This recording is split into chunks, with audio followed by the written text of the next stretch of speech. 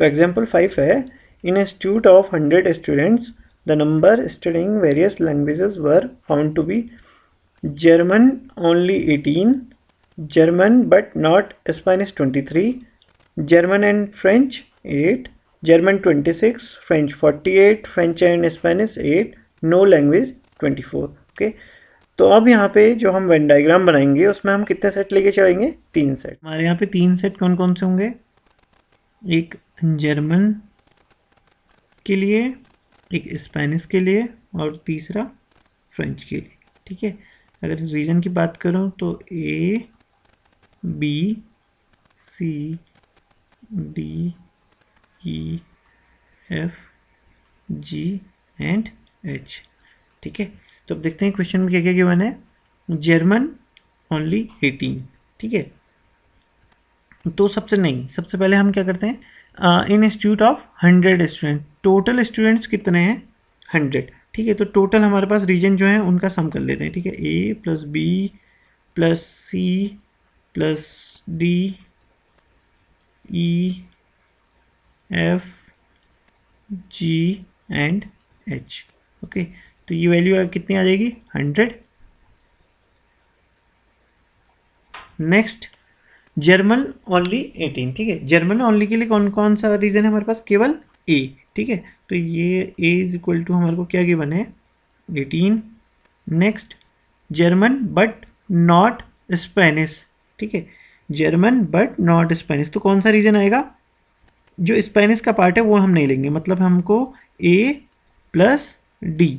ठीक है, स्पेनिश हमने इंक्लूड नहीं करना है, तो इसकी वैल्यू हमारे को गिवन है 23। तो मैं यहाँ से डी की वैल्यू भी कैलकुलेट कर सकता हूँ, क्योंकि मेरे पास ए की वैल्यू 18 है, तो डी यहाँ से क्या आ जाएगा? 23 minus 18, that is 5। Okay, next क्या गिवन है क्वेश्चन में? German and French 8। अब जर्मन और फ्रेंच का कॉमन रीजन कौन सा है? जर्मन और फ्रेंच का डी प्लस ई। ठीक है, तो D plus E is equal to given है 8। ठीक है, यहाँ से भी मेरे पास डी की वैल्यू मैं ऊपर निकाल चुका हूँ 5, तो ई यहाँ से आ जाएगा 8 minus 3 is equal to 8 minus 5 is equal to 3। ठीक है, ई की वैल्यू भी आ गई। Next, German 26। अब यहाँ पे ओनली लिखा है, क्या लिखा है? जर्मन। तो जर्मन में कौन कौन से रीजन है? A B D E. A plus B plus D and E. ठीक है, इसकी वैल्यू क्या आ जाएगी? 26। तो इस इक्वेशन में हमारे पास केवल एक अननोन है, वो है बी। ठीक है, ए की वैल्यू मेरे पास 18 है, डी की वैल्यू 5 और ई की वैल्यू 3। तो यहाँ से बी की वैल्यू मैं कैलकुलेट कर सकता हूँ। ठीक है, तो क्या हो जाएगा? B is equal to 26 minus value of A plus D plus E, ये हो जाएगा 18 प्लस 5 23, 23 प्लस 3 इज 26। ठीक है, 26 माइनस 26 इज इक्वल टू 0। तो बी की वैल्यू भी हमारे पास आ गई। नेक्स्ट अब हमें क्या गिवन है क्वेश्चन में? French is equal to 48। तो फ्रेंच का रीजन में कौन कौन है? D plus E plus F plus G. ठीक है, इसकी वैल्यू हो गई डी ई एफ जी, इसकी वैल्यू होगी हमारे पास 48। ठीक है, तो ये इक्वेशन बन गई फ्रेंच के लिए। ठीक है, अगर इसको इक्वेशन 1 बोल दें और इसे इक्वेशन 2। ठीक है, तो हमने फ्रेंच के लिए इक्वेशन बना ली है। नेक्स्ट है फ्रेंच एंड स्पेनिश 8। ठीक है, तो फ्रेंच और स्पेनिश का कॉमन रीजन। ठीक है, इसमें कौन कौन से एलिमेंट है हमारे पास? ई प्लस एफ, इसकी वैल्यू हमें गिवन है 8। ठीक है, तो अगर इस वैल्यू को मैं इक्वेशन 2 में पुट कर दूँ, ठीक है, ई प्लस एफ के प्लेस पे, और डी मैं कैलकुलेट कर चुका हूँ, डी की वैल्यू 5 है, तो अगर यहाँ पे मैं 5 प्लस ई प्लस एफ की वैल्यू भी पुट कर देता हूँ 8 plus G is equal to 48, तो मेरा एक और अननोन कैलकुलेट हो जाएगा। तो क्या रिजल्ट आएगा? जी इज इक्वल टू 48 माइनस 13। ठीक है, दैट इज 35।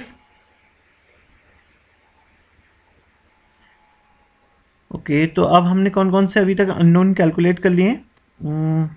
ए की वैल्यू 18, बी 0, सी हमने नहीं कैलकुलेट किया है, डी की वैल्यू थी 5, ई की वैल्यू 3, एफ अभी तक नहीं कैलकुलेट किया था, जी 35 और अब एच। ठीक है, लास्ट में एक और चीज़ गिवन है क्वेश्चन में, नो लैंग्वेज। ठीक है, तो नो लैंग्वेज मीन्स जो ना जर्मन को बिलोंग करता है, ना स्पेनिश को और ना फ्रेंच को। तो बाहर का रीजन एच हमने दिखाया हुआ है, तो उसकी वैल्यू क्या हो गई 24, तो एच भी हमारे को मिल गया 24। ठीक है, तो अब हमने कैलकुलेट करना है एफ। तो एफ अगर इक्वेशन, अगर इसको 3 बोल देते हैं, इक्वेशन 3 में अगर मैं ई की वैल्यू पुट कर दूं तो मुझे एफ मिल जाएगा।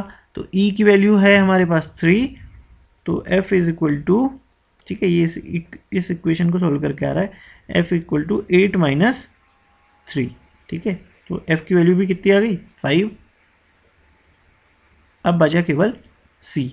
तो सब सारे नोन हमने कैलकुलेट कर लिए, केवल सी बचा हुआ है।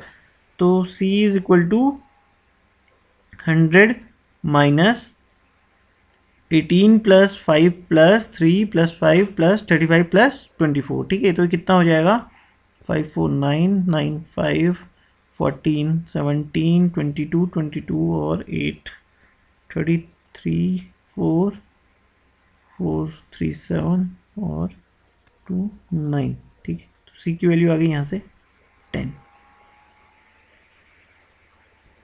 तो अब हमने सारे अननोन जो हैं कैलकुलेट कर लिए। ठीक है, अब देखते हैं question.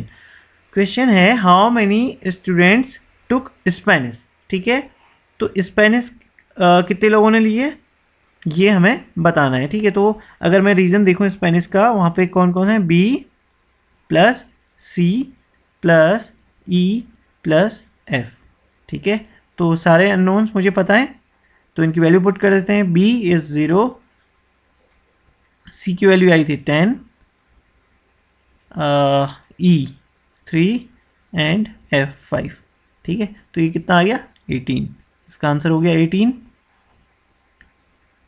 Next question, how many took German and Spanish but not French. ठीक है, कितने लोगों ने जर्मन और स्पेनिश लिए बट नॉट फ्रेंच।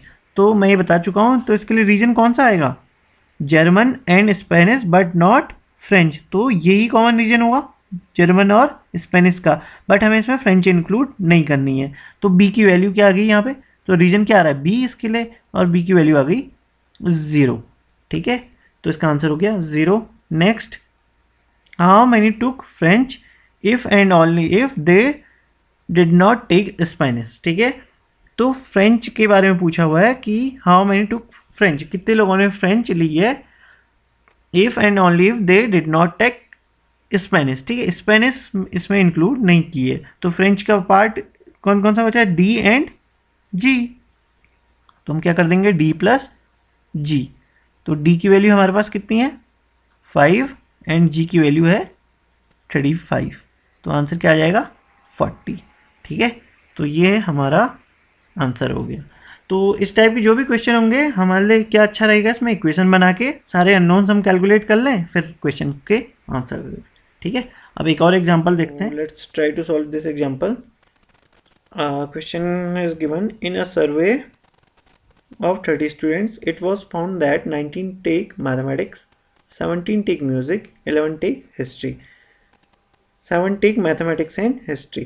तो पहले तो हमने सबसे पहले ये डिसाइड करना है कि हम लोग कितने सेट यहाँ पे ड्रॉ करेंगे। ठीक है, तो यहाँ पे हम लोग 3 सेट बनाएंगे, first one for mathematics, second for music and last for history. Okay, तो सपोज ये M मैथमेटिक्स के लिए, ये म्यूजिक के लिए और H हिस्ट्री के लिए। ठीक है, उसके बाद ये जो डेटा दिया है इसे हम डिस्प्ले करेंगे यहाँ पे और इक्वेशंस अपनी ड्रॉ करेंगे। ठीक है, देखते हैं यहाँ पे मैंने सबसे पहले उसके बाद क्या करना होता है, रीजन्स यहाँ पे या एलिमेंट्स जिन्हें बोल दूँ मैं, तो मैंने यहाँ पे अलग अलग एलिमेंट्स पुट कर दिया हर रीजन में, A B C D E F G और H लास्ट बाहर के लिए। ठीक है, उसके बाद देखते हैं हमें कौन कौन सा डेटा गिवन है।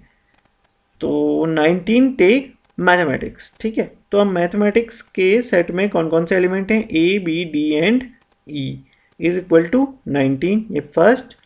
नेक्स्ट 17 टेक म्यूजिक, तो म्यूजिक के सेट में कौन कौन से एलिमेंट हैं, B C E F is equal to 17, ये हमारी दूसरी equation. Next 11 take history, similarly history के में एलिमेंट्स हैं D E F G is equal to 11, ठीक है। अब next 7 take mathematics and history, तो अब हमने कॉमन एलिमेंट्स लेने हैं जो मैथमेटिक्स में भी हैं और हिस्ट्री में भी हैं, ठीक है। तो ये मैथमेटिक्स है, ये हिस्ट्री है, इनके कॉमन एलिमेंट कौन कौन से हो जाएंगे, ये वाला रीजन d प्लस ई, ठीक है। d plus E is equal to 7 given है। Next 12 take mathematics and music, अब ऐसे ही हम मैथमेटिक्स और म्यूजिक का कॉमन रीजन देखेंगे, तो इसमें आ रहा है b और e, तो b plus E is equal to 12। Next 5 take music and history, तो म्यूजिक और हिस्ट्री के कॉमन एलिमेंट्स हैं E and F is equal to 5। Last data हमको गिवन है 2 टेक ऑल ऑफ 3 कोर्सेज, तो सारे कोर्सेज जहाँ पे इंटरसेक्शन हो रहा है ये है रीजन है और ये एलिमेंट है ई, ई की वैल्यू हमें गिवन है 2, ठीक है। तो सबसे पहले हम क्या करते थे, सारे अननोन्स अपने फाइंड कर लेते थे, तो ई मेरे पास 2 है, तो यहाँ से एफ क्या आ जाएगा 5 माइनस ई, तो ये जाएगा 5 माइनस 2 3, यहाँ से b की वैल्यू आ जाएगी 12 माइनस 2 10, d की वैल्यू आ जाएगी 7 माइनस 2 5, ठीक है। अब यहाँ से क्या निकल सकता है, d e हमारे पास है, एफ बी हम कैलकुलेट कर चुके हैं और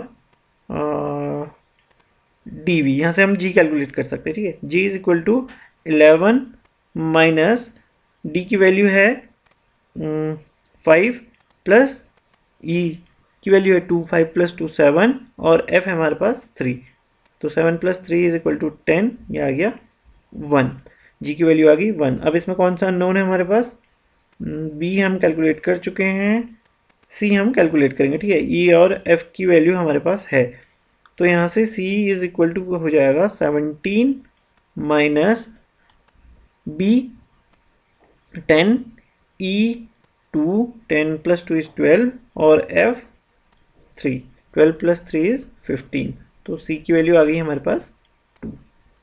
नेक्स्ट a प्लस ए हमें कैलकुलेट करना है, b plus D plus E हमारे पास है, तो a is equal to 19 minus b 10, d5 15 and e2 17, ठीक है।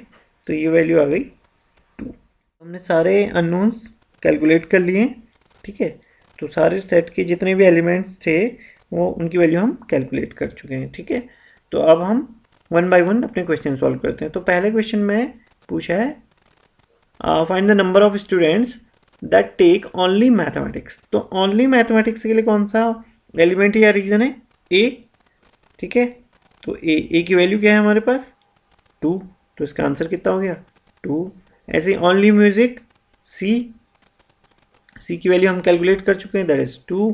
ओनली हिस्ट्री जी, ठीक है, जी की वैल्यू भी हम कैलकुलेट कर चुके हैं 1, ठीक है।